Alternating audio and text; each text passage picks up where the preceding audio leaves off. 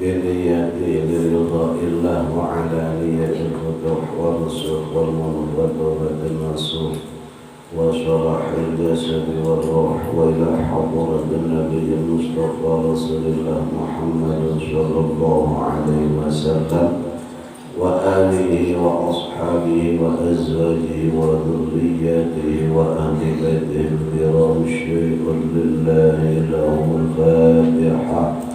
أعوذ بالله من الشيطان الرجيم. بسم الله الرحمن الرحيم. الحمد لله رب العالمين الرحمن الرحيم مالك يوم الدين إياك نعبد وإياك نستعين اهدنا الصراط المستقيم صراط الذين أنعمت عليهم غير المغضوب عليهم ولا الضالين. بسم الله الرحمن الرحيم. الحمد لله رب العالمين وبه نستعين على أمور الدنيا والدين والصلاة والسلام على أشرف الأنبياء والمرسلين سيدنا محمد وعلى آله وصحبه أجمعين أما بعد. قال المؤلف رحمه الله تعالى وأدام النفع به وبعلومه في الدارين آمين رضي الله عنه. Was'al jeung kudu minta anjeun ilaha ka pangeran anjeun hifdza hifdzika kana ngaraksa talaran anjeun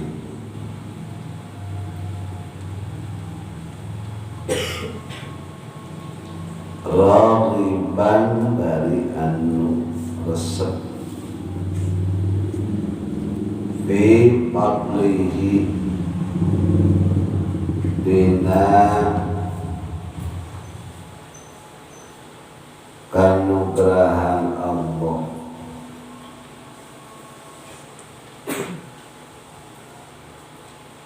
fallahu maka ari Allah eta khairun pang alus-alusna naonana hafizan anu ngaraksa qala wa qala jeung parantos nandika Umar An-Nasafi ati'u kana lafal ati'u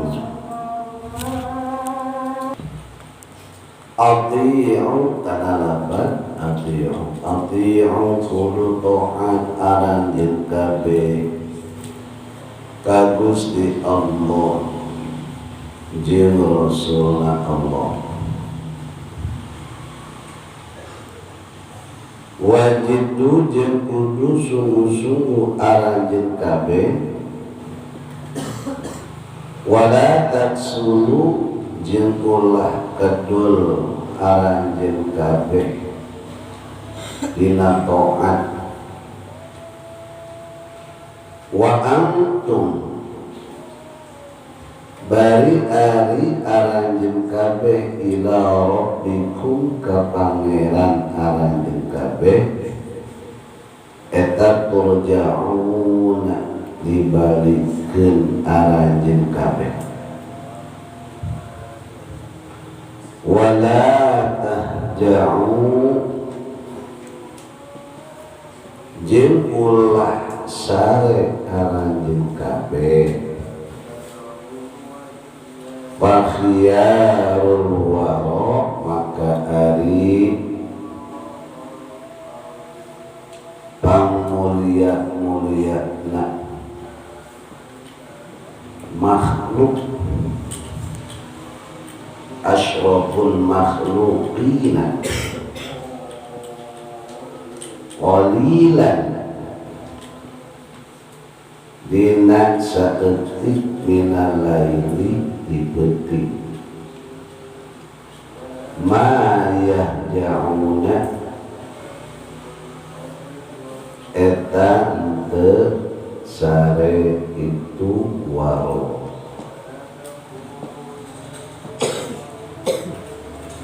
tas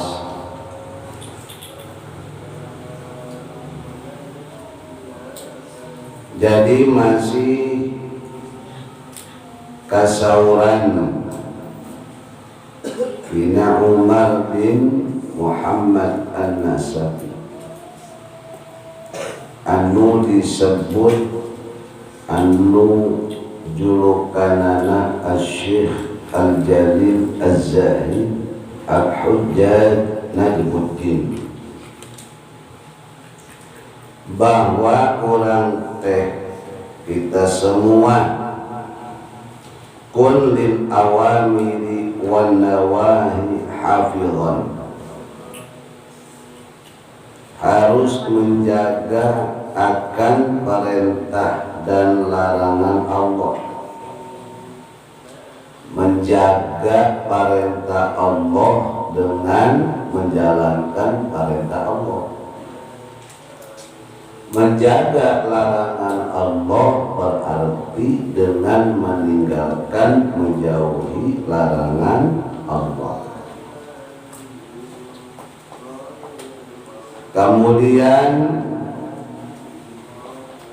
lakukan, dawamkan, istiqomahkan akan sholat.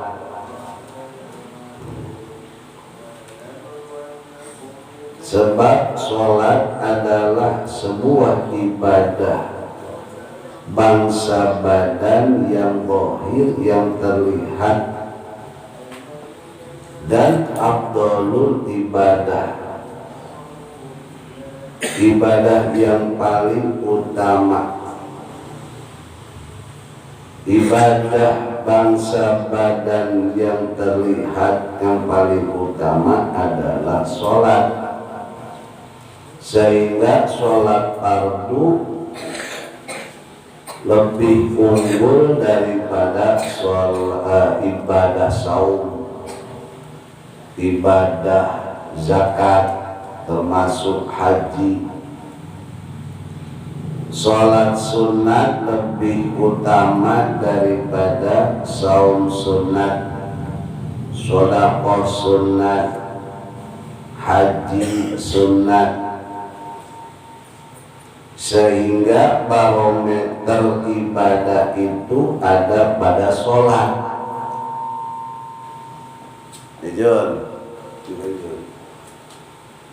Jadi di mana sholatnya baik dan benar, maka baik pula ibadah yang lainnya.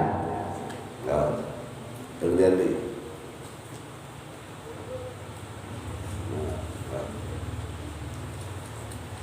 Sebaliknya, di mana ibadah sholat kita buruk, sholat kita tidak baik, apalagi ibadah-ibadah yang lain. Kemudian waqalub ulum syar'i, tuntutlah akan ilmu agama. Belajar ilmu agama, cari ilmu agama. Nah sekarang was'al ilahaka hifdika radiman. Perlu diketahui oleh para santri, mintalah kepada Tuhanmu, yaitu Allah Subhanahu wa ta'ala. Jadi kita harus minta hanya kepada Allah, karena Allah maha segala-galanya. Allah maha kuasa, Allah maha menentukan, Allah maha mendengar, Allah maha melihat. Mintalah kepada Allah subhanahu wa ta'ala hifdha hifdika ragiban, minta supaya Allah menjaga hafalan kita. Jadi jangan sampai kita menghafal wiridan setelah sholat, istighosah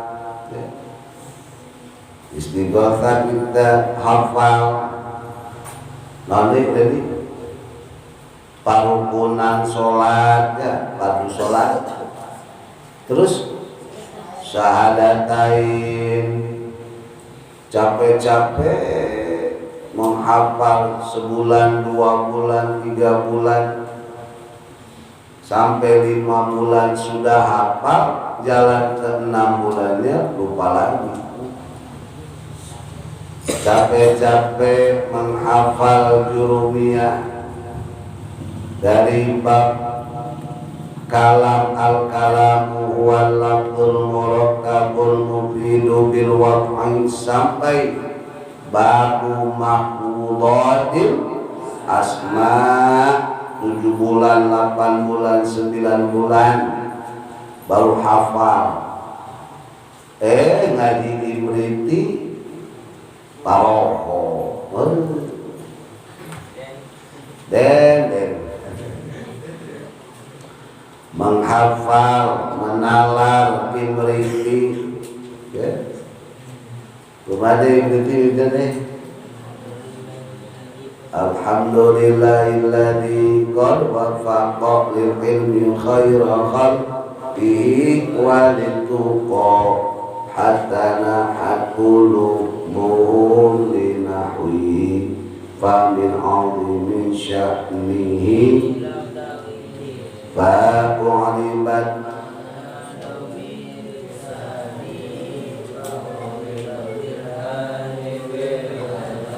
hafal katalah jalan 2 tahun ya, patus ribat makna dhamir syani kahuribat bilhani bil dapat setahun, jalan ke 2 tahun lupa. Nalar alfiyah ya.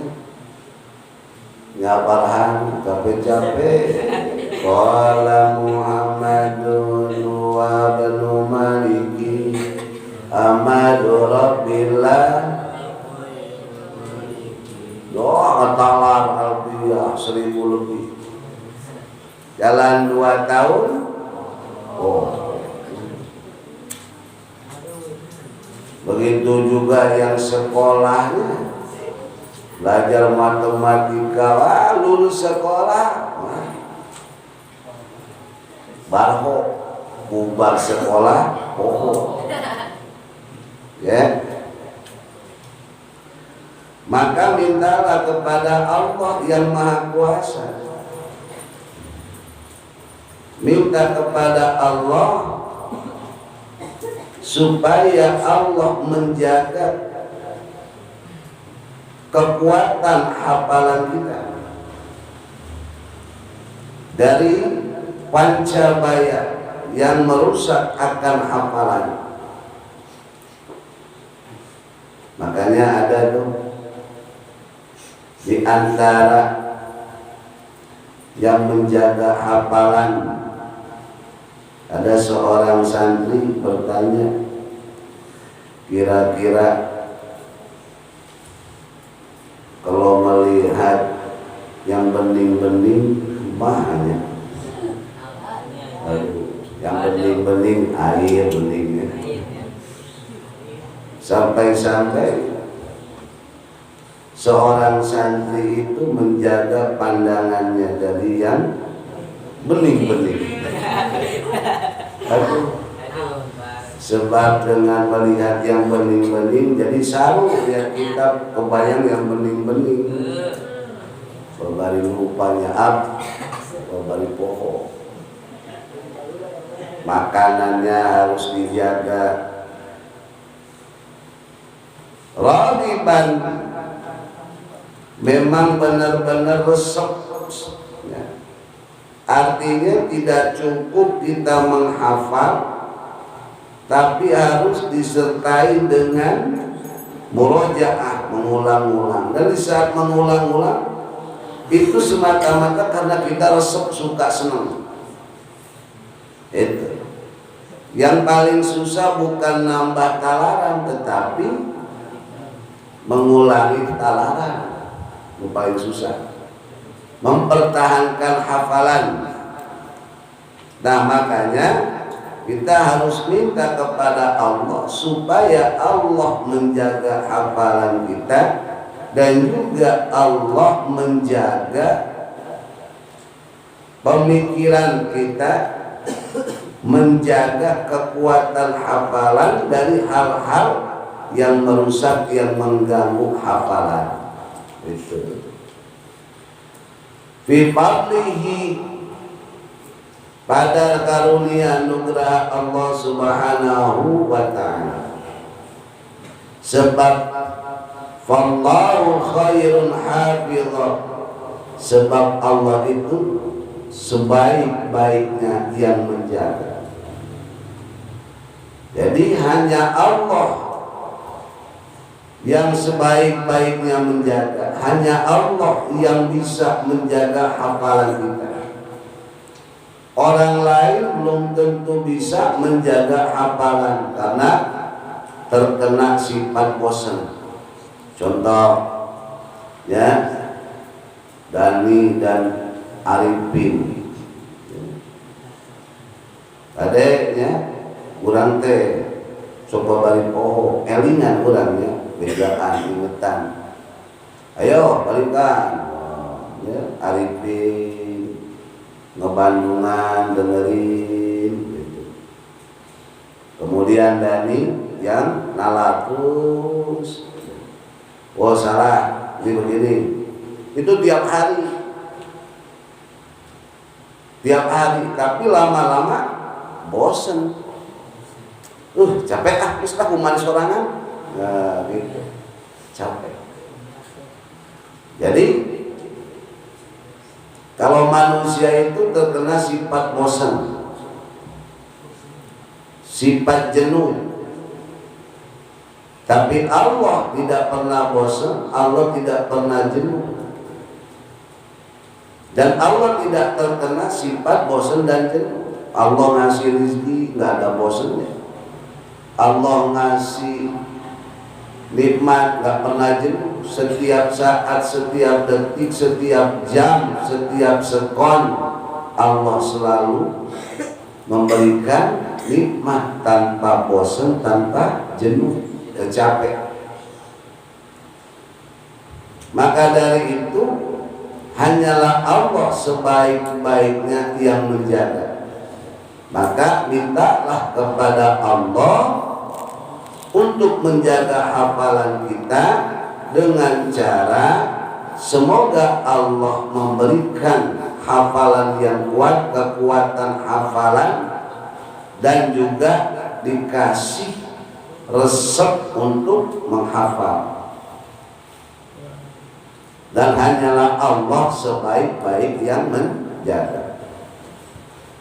Waqala, dan Umar An-Nasafi berkata, ati'u, taatlah kamu kepada Allah Subhanahu wa ta'ala dan kepada Rasulnya Allah. Harus patuh tunduk taat kepada Allah dan Rasulnya. Karena jikalau kita patuh tunduk taat kepada Allah, maka itu bagian daripada hafalan kita akan tetap terjaga, ya, akan tetap terjaga.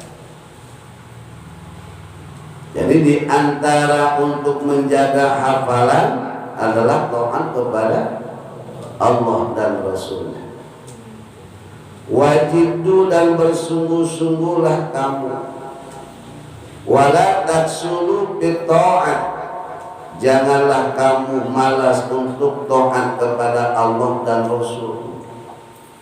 Jadi kalau kita taat, jangan setengah-setengah, apalagi malas. Jadi harus sungguh-sungguh.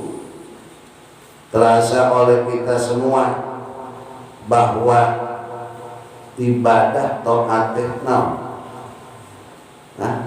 malas dan berat. Apa yang menyebabkan malas dan berat? Ya, subuh berat, benar berat.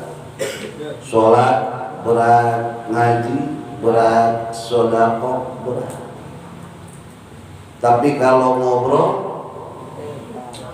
hampang, ngobrol berjam-jam, sejam, 2 jam, 3 jam betah, dipakai ngaji,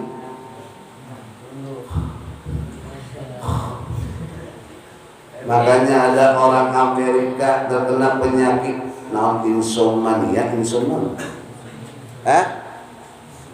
insomnia, pokoknya begitu ya, insomnia.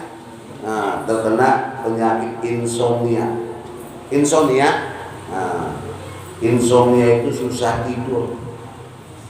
Orang Amerika, ada orang Amerika nggak bisa tidur, berobat kemana-mana, terdaya kencager, nggak sembuh-sembuh. Padahal dokternya, dokter spesialis, bahkan profesor. Obatnya 1 butir itu harganya 5 juta.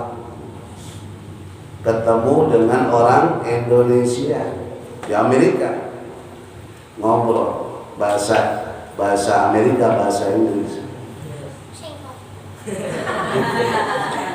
Ya, orang terdekat sare, rumahnya gitu bahasa Inggrisnya. Oh, nggak sesuai datang atau ke Indonesia. Indonesia, iya. Kemana ke Indonesianya? Nah, pokoknya kalau misalnya ente datang ke Indonesia, tanya sama orang Indonesia, di mana yang ada pengajian. Itu biasanya di masjid atau majelis taklim. Orang Amerika kaget, kok kenapa berobatnya ke majelis taklim, berobatnya ke pengajian? Nggak nyambung. Ya terserah, kalau ente pengen sembuh bisa tidur, pokoknya begitu. Langsung beli tiket terbang, ya, sampailah bandara, bertanya kepada yang menjaga, yang ada pengajian di mana? Katanya kalau nggak di majelis taklim, di masjid. Akhirnya ditunjukkan tuh, kebetulan di masjid yang ada menaranya, Mister, sekarang lagi ada pengajian, coba Mister ke sana. Akhirnya masuk, berarti ini yang habis kebanyakan semuanya nggak bisa tidur ini. Dan disangkala nawan berobat, ya, disangkala berobat, buku lagi ngaji, lagi belajar. Akhirnya ikut mendengarkan walaupun tidak paham apa yang disampaikan. Nah, sebab bahasa Indonesia mana tidak bisa bahasa Indonesia. Akhirnya dengan khusyuk dan khidmat mendengarkannya, tanpa terasa bangun-bangun kemarahan itu rumah. Gus arwe udah nggak ada. Akhirnya bertanya, kok ini tiba-tiba manusia pada hilang? Bukan hilang, Mister, tapi bisa tadi tidur. Gitu. Berarti kalau pengen tidur gampang, kemana? Milu ngaji. Milu ngaji. Pasti gawan dah. Tunduk. Ya, tunduk. Ngantuk. Beda kalau ngobrol. Wah, apalagi di barenganku resep.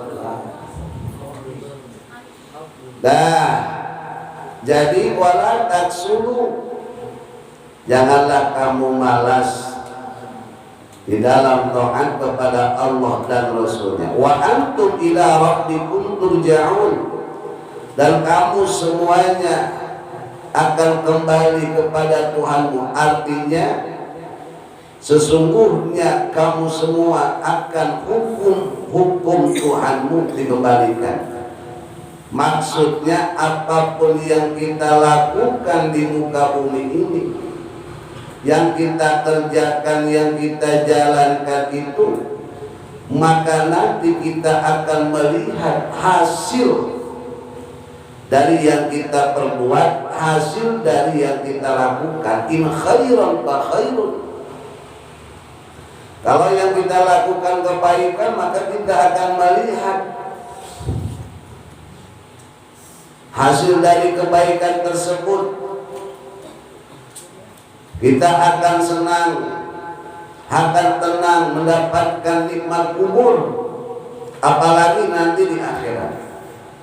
Sebaliknya yang kita lakukan insyaallah keburukan, kejelekan, perbuatan dosa, tidak patuh tunduk taat kepada Allah, malah sebaliknya perintah Allah kita tinggalkan, larangan Allah kita kerjakan, maka kita pun akan melihat dari perbuatan kita dan kita akan mendapatkan hasil dari keburukan, alias kalau di alam kubur dapat siksa kubur, apalagi di akhirat.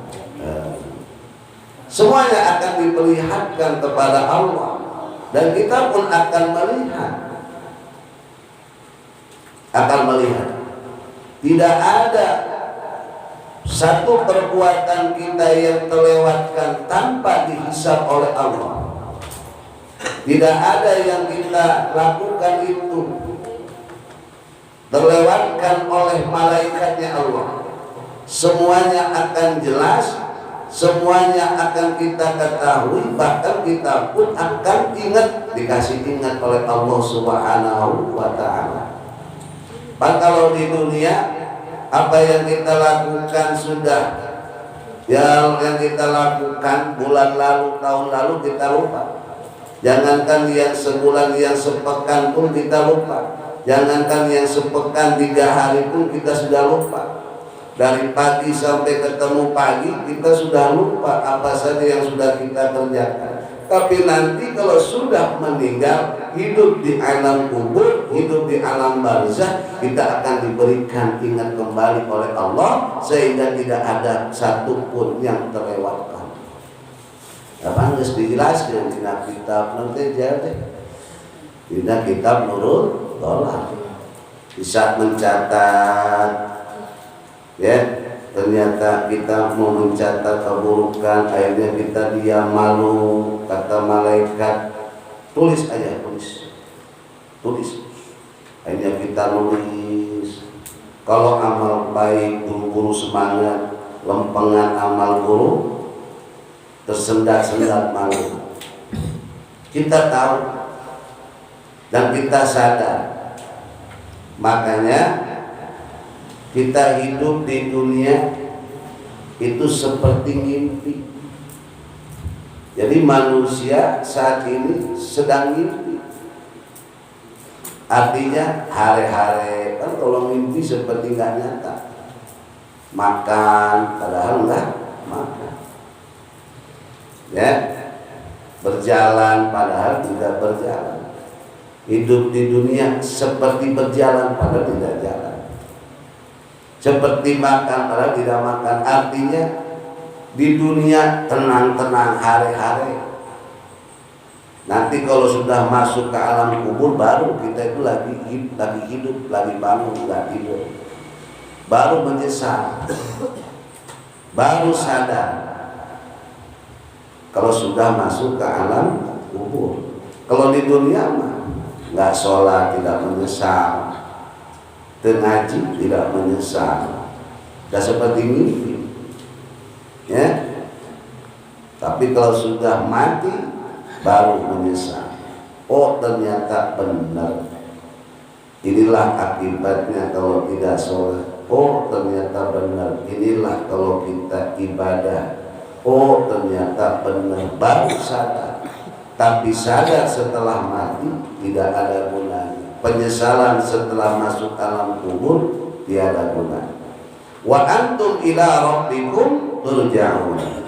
Bahwa apapun yang kita lakukan itu akan disetorkan kepada Allah, dan Allah akan membalas apa yang kita lakukan, dan kita pun melihat apa yang kita lakukan dan balasan dari Allah Subhanahu.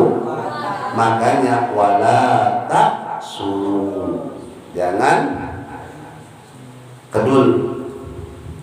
Yang membuat kedul teh naon, membuat korean teh naon. Maka kata ulama, yang membuat kita malas ibadah sumbernya adalah makanan. Makanan. Apakah makan kurang bergizi? Bukan kurang bergizi. Apakah kurang makan daging? Bukan kurang makan daging. Tetapi makanan itu halal atau haram. Gitu. Kalau halal, duitnya itu caranya halal atau haram. Jadi caranya harus halal, yang kita makan pun harus halal. Itu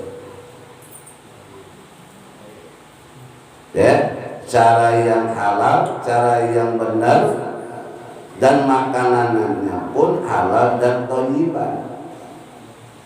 Jadi kalau dengan cara yang tidak halal, ya, alias haram, makanan yang kita makan subhat. Contoh sederhana, santri suka dengan daging ayam, ya, daging ayam. Apalagi boleh beli, apalagi tinggal nggak tahu naon-naon, penting man. Tapi kita nggak tahu bagaimana waktu disembelihnya itu ayam, benar itu menurut agama. Kurang menang berkatnya, di jerona ada daging sapi. Kira-kira ya sapinya disembelih, oh disembelih, melihat enggak. Bisa jadi disembelihnya salah, dan bisa jadi bahwa ini sapi tiren mati kemarin. Ya, peluang ke apa? Dari makanannya kita tidak bisa terjaga.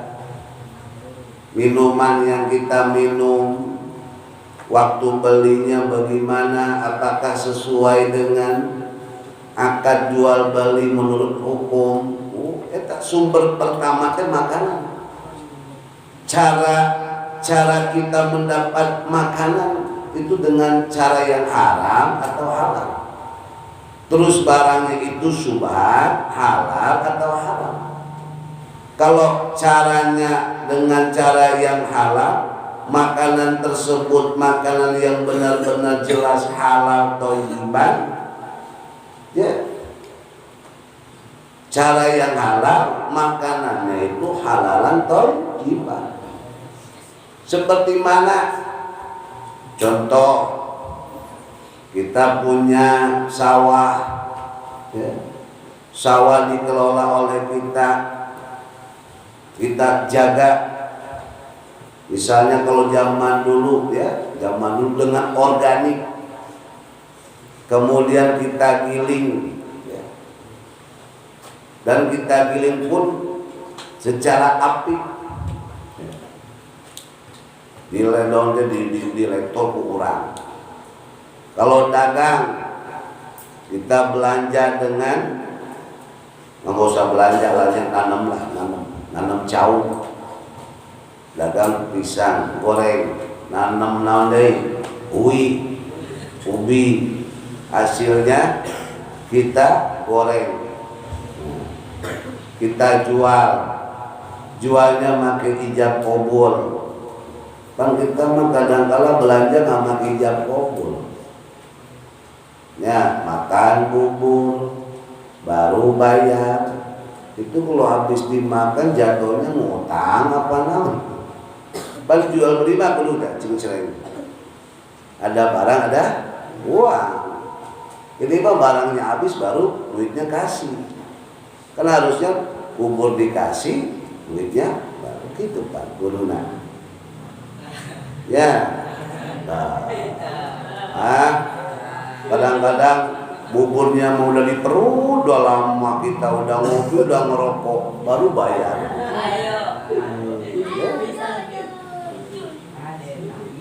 Ya, nah. Jadi dengan cara yang benar, sesuai dengan hukum, maka kalau udah cara yang benar, makanannya halalan thayyiban, ya kita menanam, kita makan, maka akan menimbulkan energi yang positif, yang bersih. Kalau sudah tumbuh jadi energi yang positif, maka sukanya itu dengan yang positif. Tapi kalau dengan cara yang haram, barangnya subhat, energinya pun remeng-remeng. Apalagi cara yang haram, barang yang haram, sulit untuk dipakai toh. Jadi kalau misalnya kunaon urang hese ibadah, kebluk urang sholat, kebluk, bisa jadi urang teh sudah banyak daging yang tumbuh dari barang subhat atau barang haram. Bisa jadi uang yang kita punya itu sudah terkontaminasi, tercampur dengan yang subhat dan yang haram. Makanya sulit untuk ibadah. Nanti kita paksa pun sulit, susah, berat. Kenapa? Karena energinya juga remeng-remeng. Kali deh. Energinya remeng. Energinya negatif, berat. Yang namanya negatif untuk positif sulit. Tapi walaupun demikian jangan putus asa, tetap minta ke Gusti supaya Allah melindungi orang, menjaga orang dari perkara yang subhat atau haram.